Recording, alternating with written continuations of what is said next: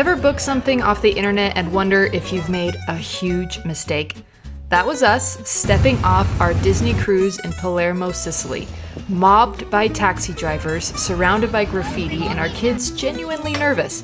But a few hours later, our kids were hand-making pasta, learning food history, like how lemons and pine nuts made their way to Sicily hundreds of years ago.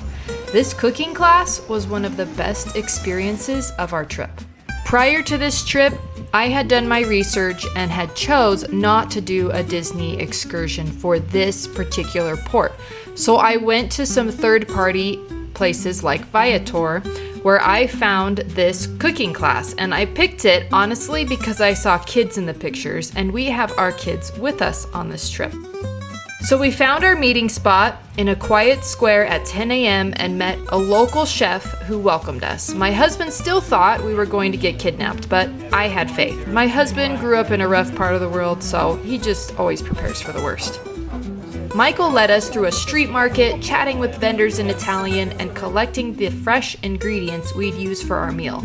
After collecting all of the fresh ingredients that we would need, we climbed up these narrow stairs into his cozy kitchen, where Michael had everything down to a science. The menu was local, seasonal, and hands-on.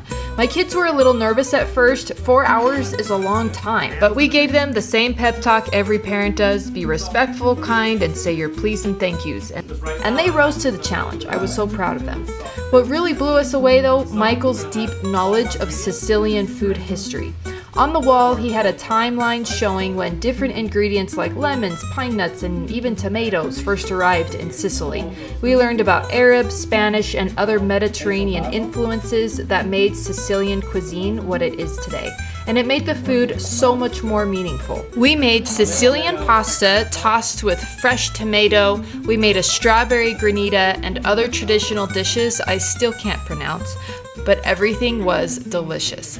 Be prepared that everyone will touch the food you're going to eat, and we were with another family who were wonderful people, but just know all that food gets cooked, so I wasn't too worried about the germs. Meatball, pine nuts, currants. I don't know. And if you're worried, if you're bringing kids or a husband or yourself and you're a picky eater, our picky eaters tried everything and they didn't complain at all. That doesn't mean that they necessarily loved everything that we made.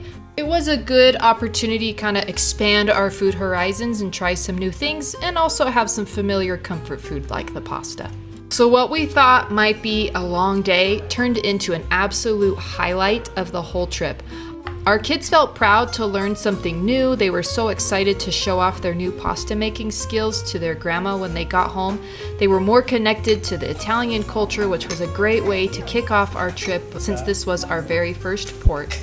And they were just curious, and now curious to try new foods in a new country.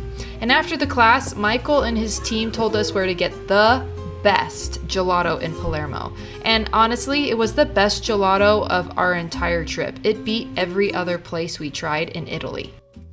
This experience was real, hands-on, and memorable. We booked through Viator, and if you're stopping in Palermo on a Mediterranean cruise, skip the taxis and skip the stress and just walk and meet Michael to cook a meal together, laugh with locals, let your kids become Sicilian chefs for a day, and that's the kind of memory we came to Italy to make.